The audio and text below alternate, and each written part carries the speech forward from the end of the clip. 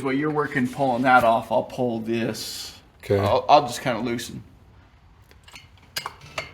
Okay, so one of the other projects we've got going with this tractor is the guy that Scott bought this tractor from, I guess, was working on a side hill. And so he pulled that tire out, and so everybody keeps commenting why one tire's out and the other one isn't. So anyway, we're going to try to match things up here, pull this tire out to match the other side. We've got on this 930 also is to mess with these brakes. The brakes don't work, and we're hoping that they're just glazed and need to be cleaned up. So we're going to pull them apart and take a look. So we got these all cleaned up. Looks like there's been moisture in it at one time.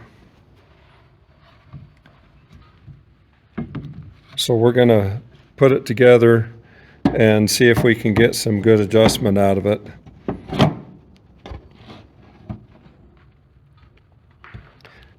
Get all of the adjustment screws loosened up and turning and see if we can adjust it and make them work. Went to work to pull this darn thing out, and boy, I tell you what, it was a bugger. It just got pretty overwhelming to try to film what we were doing and everything. But first the nuts wouldn't come off the bolts, and then we couldn't get the bolts driven out of the holes.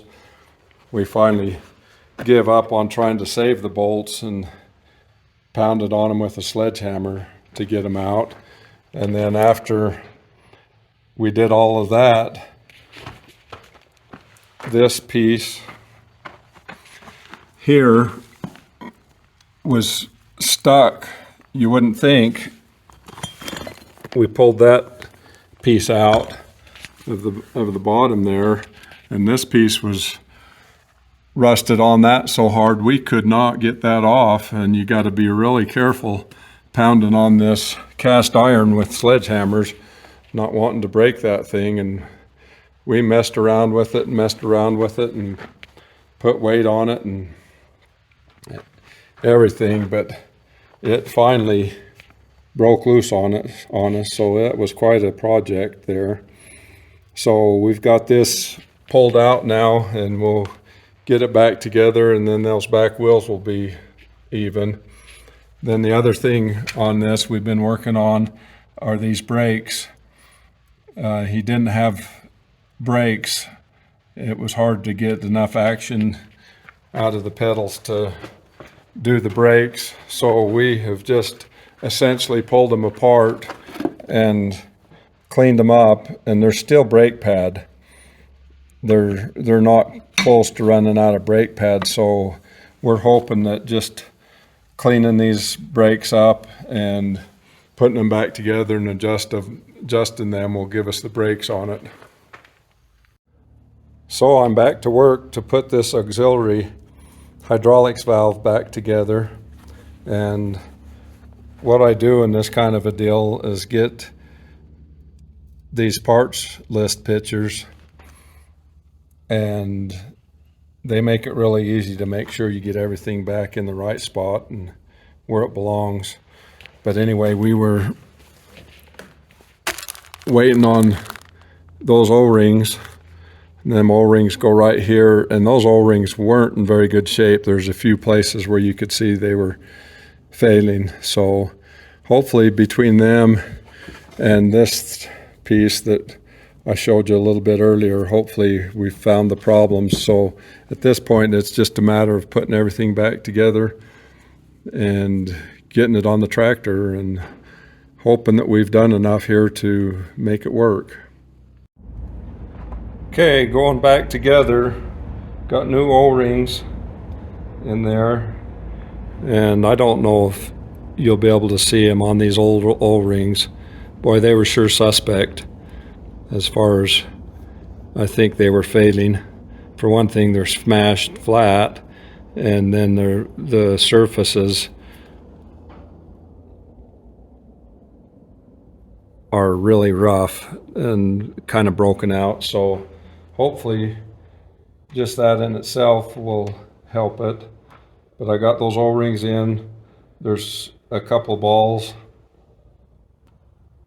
in this piece here, when you pull these out, I've already got them put in, but there's a ball and a spring that goes against those.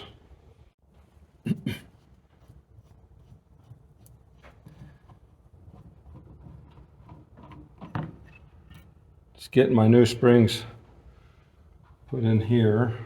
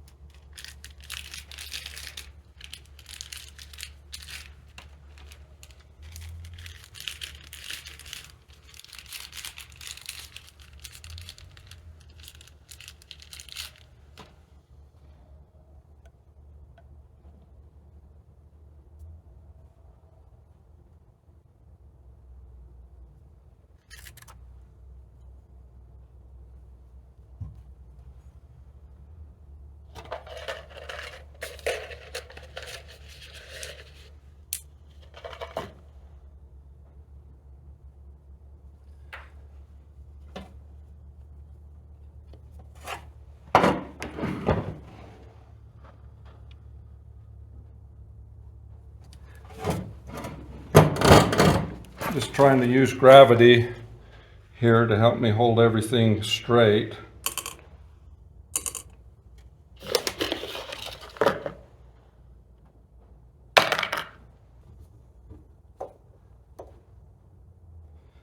Okay, sometimes it takes me a few tries to get all the pieces used up. And I've got them to 2 balls and 2 springs left over, and I'm sure they go on this side that I originally put together. So with a real complicated part, sometimes it takes me a couple tries to make sure I don't have leftover parts.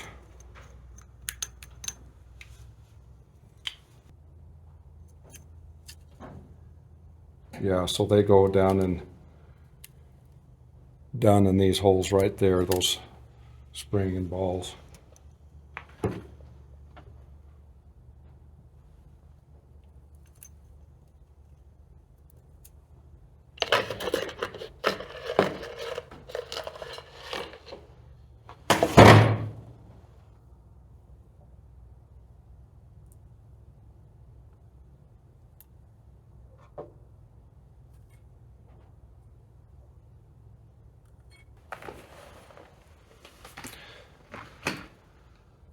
I dropped a spring there and it bounced somewhere out of the way.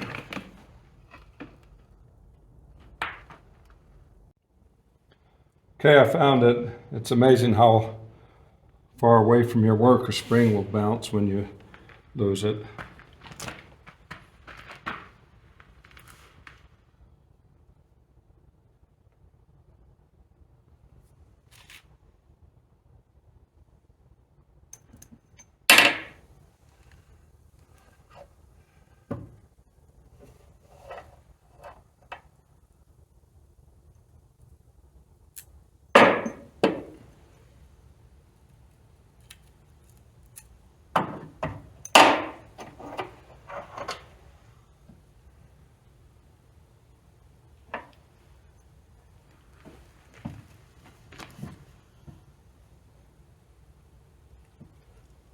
This is pretty delicate because those springs I just put in, the balls will fall out if you don't keep some tension on them.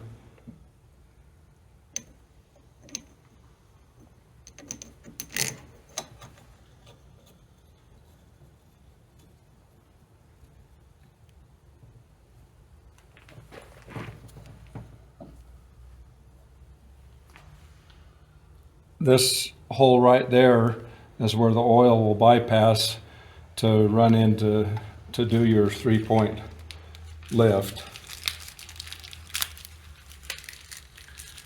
And I've got a new sill for that.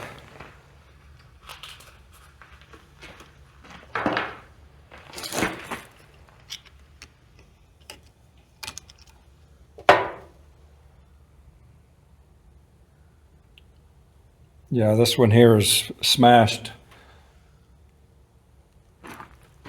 From my naked eye, it's smashed thinner than the new one, so that's a good thing to get replaced. And then here, these are the detents that go in there to keep the valves in neutral. Okay, I am officially out of parts. I put all the old parts in here, and the new parts came all out of these bags, and there's nothing left over as far as parts. So I've got everything back in there that was originally in there, so I consider that valve rebuilt. So this piece didn't have a gasket when we pulled it apart. Somebody had used silicone, and that down here on the bottom, the silicone was blown out on it. And I am not a fan of using silicone in place of gaskets. I've had too many instances where the silicone squeezed out and clogged things up, stuff like that. But this gasket was not available from the dealer. We couldn't find it anywhere, so we got the thinnest piece of gasket material that we can find, and I tested it here, and it's still thinner than this O-ring is here, so I think we're fine to use it. These other gaskets that we replaced there and there were just super thin gaskets, because you got to keep all your tolerances, but the only tolerance that's important here is this piece, and since this is thicker than the gasket, I think we're fine. So I'll just make this gasket here. Okay, the saga continues. This stuff will all be edited together probably in one video, but it's been multiple days or probably multiple weeks on this stupid valve. After a complete rebuild, it still wasn't working right. And so the last ditch effort that we're trying here, I think it's going to be really hard to film down in there. The book says if these balls, we're messing with the thermal deal that shuts things down. If the oil gets too hot, it lets the oil bypass. And you can see down in there, you can see that ball, and you can see the kerosene on top of it. The instructions say to put kerosene in those holes and see if it leaks past. And it did leak past, and then the instructions say to take a brass rod and give 2 or 3 hard raps on those balls to seat them. So that's what I've done. You can see the reason to use brass is because the brass is so much softer than those balls, it won't mess up the balls. But as of right now, those balls have been seated down in there, and they're not leaking anymore. So we are going to, these are a couple of the springs. Some of these parts on this rebuild were available to buy and some weren't. But these springs were available to buy, and they have been replaced. So I don't know if that was leaking enough oil there to cause our problems or not, but we'll put it back together and give it a try. Okay, we're doing a pressure test on this main hydraulic pump. And this is what we've done. We've got a hose coming out there to a pressure gauge, and and then a valve to limit it, and then back into the system. And so I can shut this down.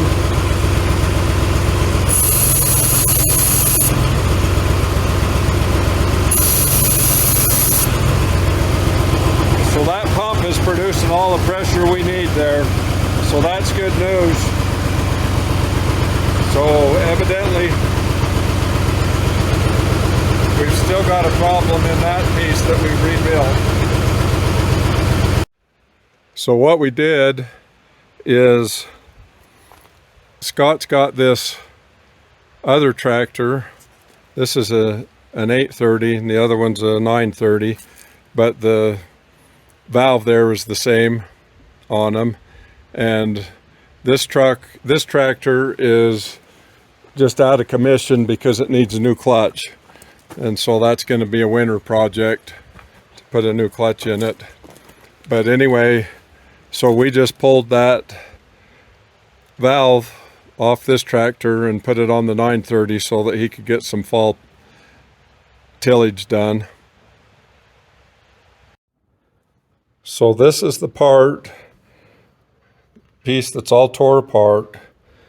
I've rebuilt it with new springs, everything that's available. There's a few things that aren't available to buy, but I've rebuilt it with new things as much as we could get, and everything else works or looks fine. So anyway, what's happening with this, if there's a good case mechanic that's watching me that has any ideas, or a good hydraulics guy, what's happening here is when you pull these levers,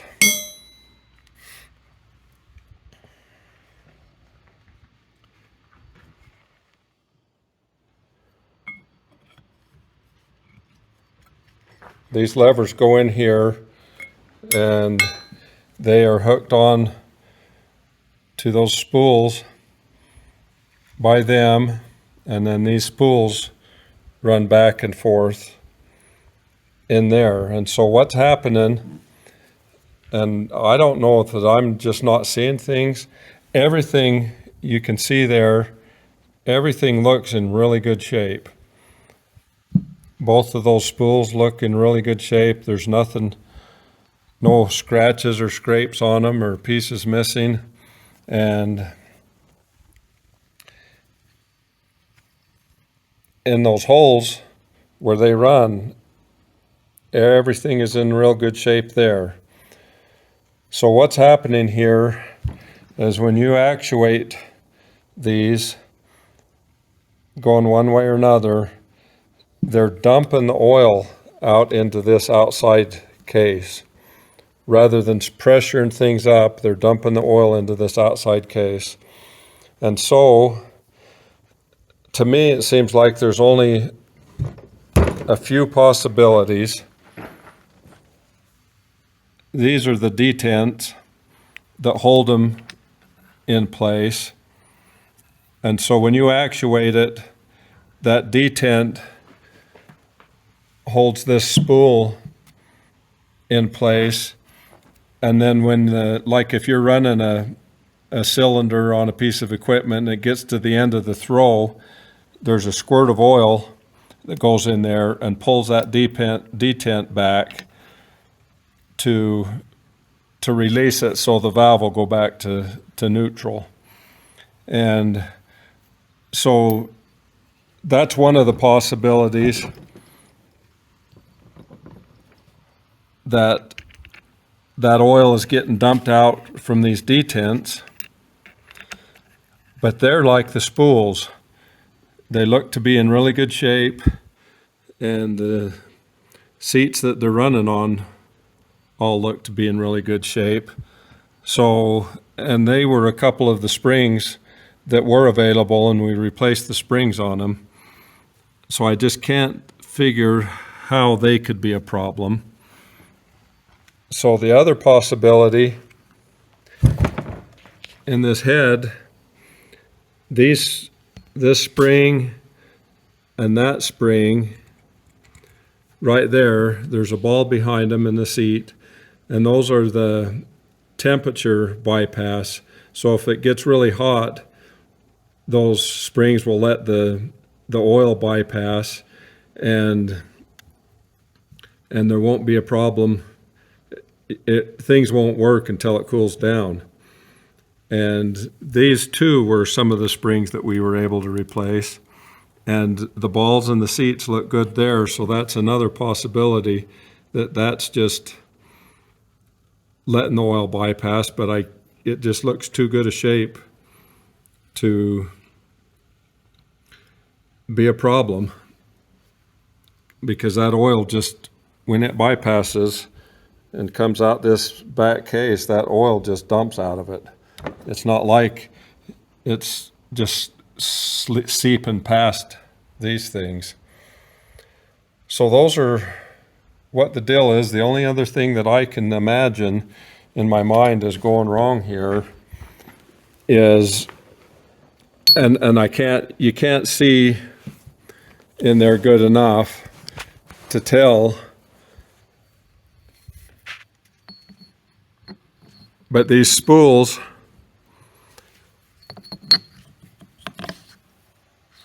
when you move them from one end to another and it opens up another passageway, the only thing I can think is maybe there is inside here, in between all of these, maybe there's a piece that's blown out that's when you put that valve in the right place, it's just letting the oil dump. And there's no way to see in there good enough to tell. Anyway, those are my possibilities that I can see what's wrong there, and I'm at a loss. So just wondering if anybody had any suggestions here, leave it in the comments, and we'll see if maybe there's a good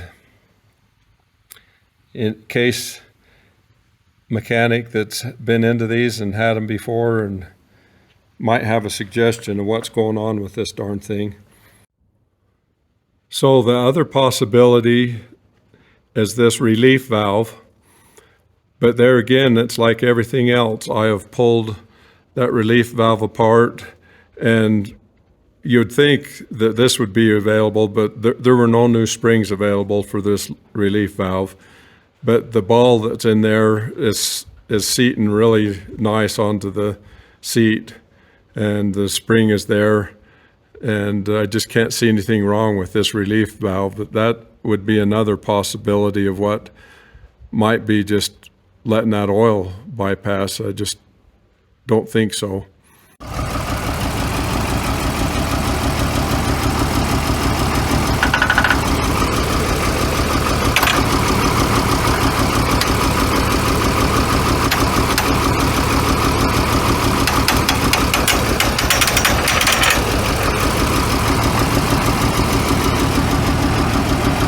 Boy, that's nice to see that going up and down like it's supposed to.